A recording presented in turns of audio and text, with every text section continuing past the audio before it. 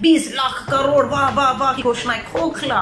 तो ये 20 लाख करोड़ का जो पैकेज की घोषणा कर रहे हैं, वैसे तो खोखला है, पिटारे में कुछ खास नहीं है, सिर्फ कर्ज है कि आप इतने का कर्ज ले लो, आप इतने का कर्ज ले लो, आप इतने का कर्ज ले लो, उसके अलावा कुछ खास नहीं है इसमें। गरीब मजदूर किसान के जेब में, जनधन खातों में कुछ नहीं आ रहा है। भारत में इतनी मौतें कोरोना वायरस से शायद ना हो जितनी भूखमरी से होंगी। आत्मनिर्भर जो मीलों चल रहे हैं, सड़कों पर पांव पे छाले पड़ गए, जिंदगियों से हद हो गए, मौत के मुंह में चले गए, उन्हें आत्मनिर्भर बनना की बात वो सिखा रहे हैं जो 8,000 करोड़ का जहाज खरीद रहे हैं, लाखों के चश्मे, कोट और सूट और बूट पहनते हैं। वो उस गरीब जिसके तन पे कपड़ा नहीं है, जो मीलों चलता है, वो किसान, उसको आत्मनिर्भर बनने की बात आज कही जाती है। मेक इन इंडिया मतलब भारत में बना, भारत में मतलब बना स्वदेशी, स्वदेशी मतलब लोकल। लेकिन आप हमेशा क्या करते हैं, दिखाते तो ऐसे कि कोई नई चीज लेकर आ रहे हैं, कोई नई चीज लेकर आ रहे हैं, लेकिन जब हम उसे देखते हैं तो वो पुरानी चीज होती है। मेक इन इंडिया 6 साल पहले सुप्रीम कोर्ट में लिख कर दिया केंद्र की मोदी सरकार ने कि कोई भी कामगार मजदूर सड़कों पर नहीं है। कोरा झूठ। अखंड भारत चाहिए। अरे भाई, भारत संभाल लो मेरे भाइयों, भारत तुमसे संभल नहीं रहा। भारत की 135 करोड़ की आबादी संभल नहीं रही। अखंड भारत चाहिए उनको, पाकिस्तान भी चाहिए, अफगानिस्तान भी चाहिए, बांग्लादेश भी चाहिए, पर वहां का मुस्लिम नहीं चाहिए इन्हें। उन्हें कहां ले जाएंगे? 3 तरह के लोग हैं, मैं बता दूं। एक वो है जिन्होंने मोदी जी को वोट किया, भाजपा को नहीं किया था, मोदी जी के चेहरे पर। एक वो जो मोदी जी के चेहरे पर वोट किया है, आज सबसे ज्यादा दुखी और परेशान है पर बोल नहीं पा रहे हैं। एक हमारे जैसे लोग हैं जिसने बिल्कुल भाजपा मोदी को वोट नहीं दिया, पर एक विपक्ष के तौर पर हम उनकी, गरीब शोषित मजदूर किसान की आवाज बन रहे। और तीसरा वो है जिसने वोट दिया, नोट भी लिया और आज विदेश में पूंजीपति ऐशो आराम में है। देश के प्रधानमंत्री नरेंद्र मोदी जी ने कल टीवी पर आके आधा घंटा बोला। बात सिर्फ यही निकल के आई कि चौथे लॉकडाउन होगा और उसका रंग रूप क्या होगा, वो सोच रहे हैं कि रंग रूप क्या होगा चौथे लॉकडाउन का। उसके बाद उन्होंने कहा कि मैं 20 लाख करोड़ रुपए का पैकेज की घोषणा करके जा रहा हूं, जिसका खुलासा देश की वित्त मंत्री निर्मला सीतारमण जी करेंगे। मेरे बारे में, उसके बारे में बताने के लिए कुछ नहीं, बस घोषणा कर रहा हूं, 20 लाख करोड़ रुपया आपको दिया जाएगा। लोग बहुत खुश हुए हमारे जैसे कि 20 लाख करोड़, जीडीपी का 10%, बहुत बढ़िया। जबकि हमारी जीडीपी की क्या हालत है, उसका 10%, 20 लाख करोड़ और वाहवाही के 5 कंट्रीज में हमारा सबसे आगे है। सब खुश हुए आंकड़े देखे 20 लाख करोड़। और आज 1.5 घंटे देश की वित्त मंत्री निर्मला सीतारमण जी को सुना। लेकिन मैं आपसे कहना चाहती हूँ, ये 20 लाख करोड़ की घोषणा हुई, उसका पिटारा आज निर्मला सीतारमण जी ने खोला। अब आप अपने 14 करोड़ लोग जिनके जन धन खाते, जीरो अकाउंट पे खाते खोले थे, देखिए उन खातों में अब कल घोषणा हुई है, आज के बाद क्या उसमें कोई पैसा आता है जन धन खातों में? 500 रुपया डाला था, लेकिन 500 रुपए में जिसकी नौकरी चली गई, जिसका घर बार छूटकर, जो मजदूर, जो किसान, जो कामगार सड़कों पर मीलों चल रहे हैं अपने घर पहुंचने के लिए, मात्र 500 रुपए में जिन्होंने इस पैकेज की घोषणा करके 500 रुपया जनधन खातों में डाला, मैं उनसे कहूंगी एक महीना तो छोड़िए, एक दिन उस 500 रुपए से चलाकर दिखा दीजिए आज के दौर में, तो गरीब मजदूर से हम उम्मीद कर लेंगे। 20 लाख करोड़ में हमें उम्मीद थी कि, साफ सी बात कर रही हो, सबसे बड़ा हाल था कि 13 करोड़ जनधन खातों में, हर खाते में 7,500 डाल दीजिए, 65,000 करोड़ बनेगा। और एक महीना सब गरीब मजदूर जिनके जनधन खाते हैं, वो एक महीना कम से कम अपना निकाल पाएंगे और सरकार के पास अपने आप को पैरों पे, अपनी अर्थव्यवस्था को खड़ा करने का समय मिलेगा। छोटे कुटीर, लघु मीडियम उद्योगों के लिए घोषणा की। क्या घोषणा की? 3 लाख करोड़। क्या 3 लाख करोड़ आपको देंगे? नहीं, ठेंगा देंगे। 3 लाख करोड़ का है, जाइए जिनके छोटे लघु कुटीर मध्यम उद्योग करते हैं, वो जाइए बैंक में और उनसे कर्ज ले लीजिए। आपको ये कर्ज 4 साल में चुकाना होगा। 3 लाख करोड़ तक का आप छोटे जो व्यापारी हैं वो कर्ज ले सकते हैं। ये कोई आपको राहत नहीं है, ये कर्ज है आपके लिए। ये कैसी राहत पैकेज है, समझ से परे है। और जिन छोटे लघु कुटीर उद्योग वालों को कहा गया कि जाइए बैंक में, बिना गारंटी के 3 लाख करोड़ रुपया हमने घोषणा कर दिया, आप उनसे ले सकते हैं। उन्होंने कहा वैसा तो कर्ज तो ले लेंगे, लगाएंगे कहाँ? हमारे उद्योग में जितना भी हमारा कामगार मजदूर था वो तो फैक्ट्री छोड़कर चला गया, क्योंकि आपने जब लॉकडाउन की घोषणा की थी तब अगर ये मदद हमें दे दी होती तो तब शायद हम उन्हें यहीं पर रोक पाने में, यहीं पर उनका खाना पीना, उनकी तनख्वाहें जो हम नहीं दे पा रहे थे बंद होने पर, हम दे पाते तो शायद वो रुक पाते, लेकिन वो यहां नहीं रुके। सुप्रीम कोर्ट में लिख कर दिया केंद्र की मोदी सरकार ने कि कोई भी कामगार मजदूर सड़कों पर नहीं है। कोरा झूठ। आज भी मजदूर परिवार के साथ, बच्चों के साथ, गर्भवती महिलाएं सड़कों पर मीलों का सफर तय कर रही है अपने घर तक जाने के लिए। आज भी लड़ाई पड़ी हुई है कि 85% ट्रेन का किराया केंद्र देगा, ऑनलाइन टिकटें बुक होंगी। अब बेचारा गरीब मजदूर जिसको घर जाना है वो आपका हाईटेक मोबाइल लेकर तो बैठा नहीं है कि अपना ऑनलाइन जाएगा और टिकट बुक करेगा, या सरकारें उसको ऑनलाइन कह रही हैं। कितना कठिन कर रहे हैं हम उसके लिए, उसकी जिंदगियों को। 20 लाख करोड़ में किसी को कुछ नहीं मिला। 90,000 करोड़ बिजली कंपनियों को राहत के लिए, बिजली कंपनियों को। आपके बिजली के बिल कम नहीं होंगे, आपसे बिजली के पूरे बिल वसूल किए जाएंगे। आपसे जो टैक्स लिया जाता है उसमें कोई कमी नहीं है, जीएसटी में कोई कमी नहीं है, पेट्रोल डीजल के दाम में कोई कमी नहीं, गैस के सिलेंडर के दाम में कोई कमी नहीं। आपके खातों में सीधा पैसा डालना है? बिल्कुल भी नहीं। किसी गलतफहमी में मत रहिएगा। हमने तो सिर्फ सुझाव दिया, हम आलोचना नहीं कर रहे, हम आपको सुझाव दे रहे हैं। क्योंकि अगर आप लोग बार बार चीखते हैं भाजपाई 70 साल कांग्रेस ने राज किया है, तो 70 साल राज जिसने किया है उसके पास कुछ अनुभव तो होगा। और हम खामोश नहीं है, जो हमारा विपक्ष है वो खामोश नहीं है, वो आपको उसी 70 साल का अनुभव शेयर कर रहा है कि हर 13 करोड़ जनधन खाते हैं उसमें आप 7,500 डाल दीजिए और पूरा 1 महीना वो गरीब मजदूर अपना घर चला लेगा। और आप इन लघु कुटीर उद्योगों को आर्थिक मदद दीजिए ताकि ये मजदूर अपने उद्योगों को, अपने काम की जगहों को छोड़कर ना जाता, वो वही रहता और उनके खाते में पैसा भी आता, ये दबाव उनके ऊपर नहीं होता जो कुटीर लघु उद्योग है, तो ये चल पाता। आज आप कह रहे हैं हम ट्रेनें चला रहे हैं, 40 दिन के बाद ट्रेनें चल रही हैं। जब हमारे पास कोरोना वायरस के कुछ भी मरीज नहीं थे तब ट्रेनें नहीं चलाई।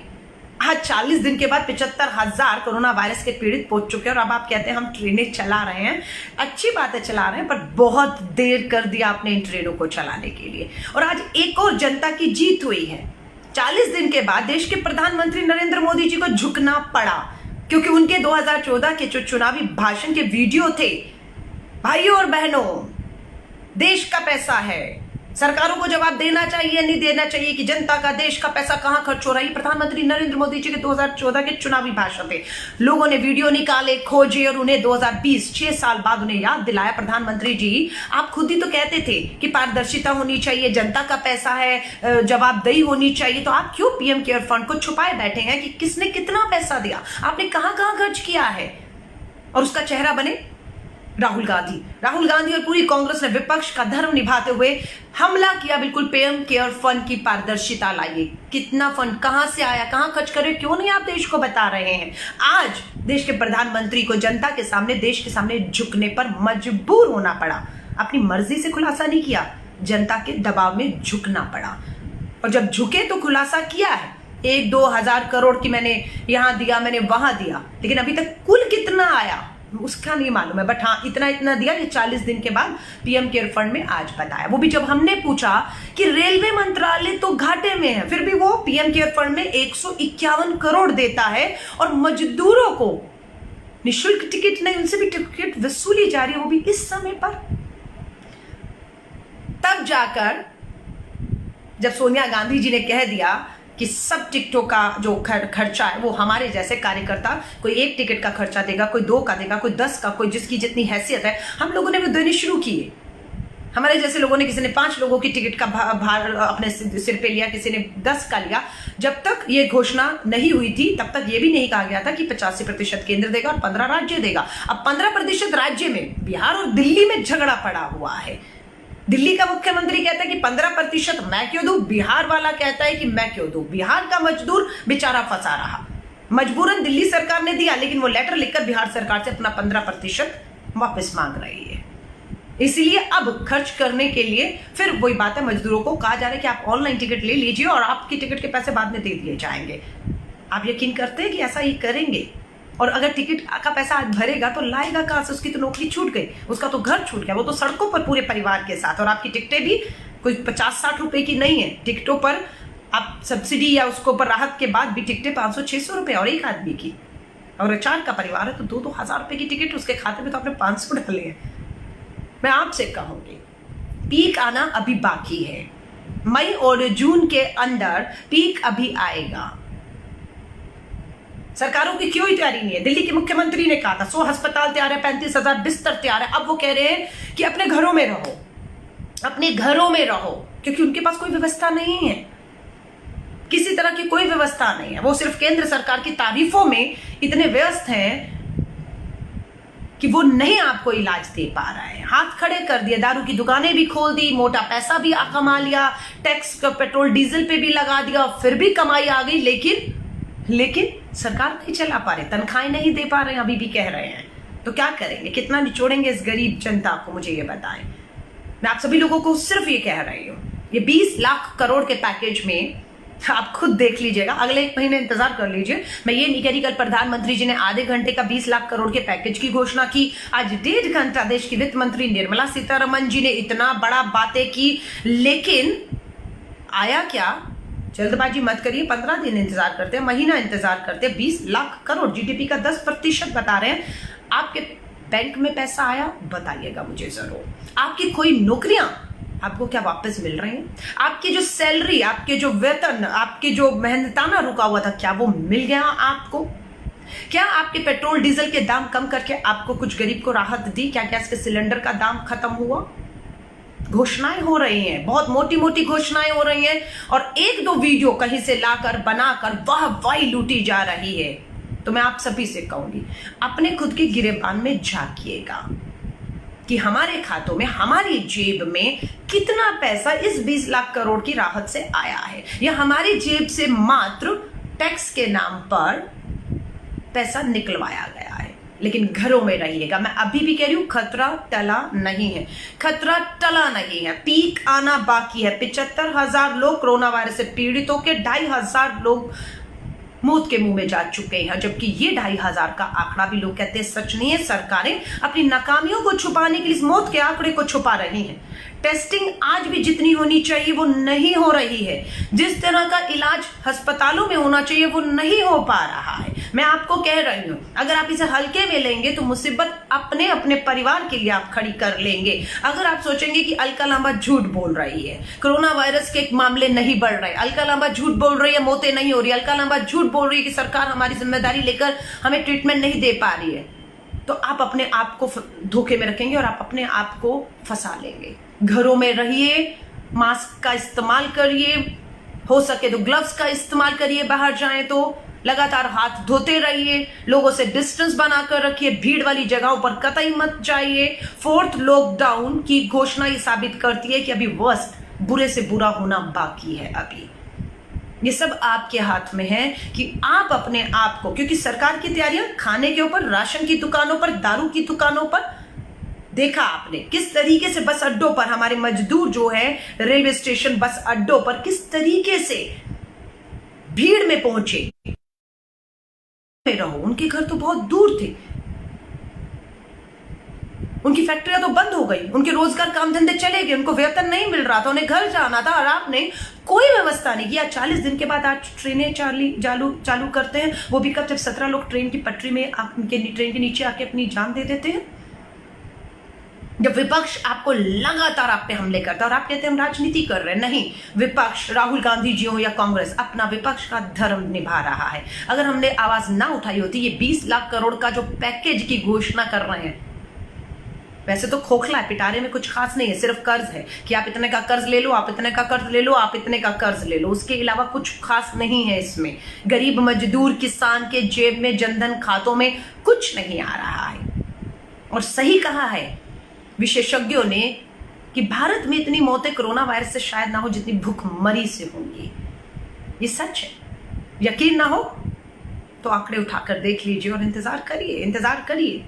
लेकिन हम चुप बैठकर हाथ पे हाथ रख के इंतजार नहीं करेंगे। हम इन सरकारों को जगाते रहेंगे कि लगातार गरीब मजदूर जनधन खातों में किसानों को आपको राहत देनी होगी। डायरेक्ट कैश ट्रांसफर उनके बैंक खातों में आपको किसान के 10,000 तो गरीब मजदूर मनरेगा में जो काम कर रहे हैं 7,500 डालना होगा, ताकि वो अपने घर में रह सके, वो सुरक्षित रह सके और वो अपनी भूखमरी की कगार में ना पहुंचे, वो खाना खा सके, वो अपने बच्चों को पाल सके। ये खतरा पूरी तरह टल नहीं जाता है, लेकिन आपसे कहूंगी, अगर आपको कुछ मिला हो, आपके जनधन खातों में आया हो, आपको राहत मिली हो, आपकी जिंदगी में बदलाव, आपकी नौकरी, आपकी तनख्वाहें, आपके पैसे, तो प्लीज बताइएगा जरूर। और अगर नहीं आए तो हम लोग यूं ही देश की इस जनता के लिए आवाज उठाते रहेंगे। इस खबर को अभी लाइक करें, शेयर करें और ऑनलाइन न्यूज इंडिया की सभी खबरें अपने मोबाइल फोन पर सबसे पहले देखने के लिए अभी चैनल को सब्सक्राइब करें और घंटी जरूर दबाएं।